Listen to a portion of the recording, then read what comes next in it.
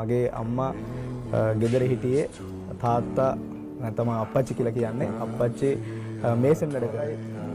ඉස්කෝලේට යන්න වෙලා අලුත් ඉස්කෝලේට යන්න වෙලා රුපියල් 15000ක් වගේ ඒ කාලේ විදියට මුදලක් ඕනෙලා මම ඔය කොස් ගස් වල නැගලා ඒ වගේ තියෙන පොලොස් කඩලා කහට කඩලා ඒ වගේ ලොරි වලට දාලා එහෙම මම මුදල් එකතු කරා. අම්මා දන්නෙත් නෑ සමහරවිට. ඒ වෙලාවේ ජොබ් එකකට යනවා හරි මොන හරි එකකට කොටු වුණා නම් මම අදටත් මොකක් හරි ජොබ් එකක් කරලා කීයක් හරි හොයන අර කට්ටක් කෑවේ ඒ ලෙවල් කාලේ ගෙදරට ප්‍රශ්නයක් දෙන්නේ නැතුව ගෙදරින් මිදිලා කොහොම හරි ඒ ලෙවල් කියන කඩේම පසු කරා.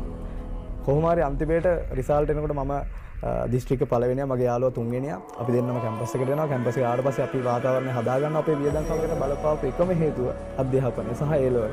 ඉතින් ඒක තමයි අපි අපේ දෙමව්පියෝ බලාපොරොත්තු වෙච්ච දේ විදිහට අපි කරේ. ඉතින් ඒකේ ආනිසංශය නොබෝ දවසකින් අපිට හම්බුණා ලොකු කාලයක්.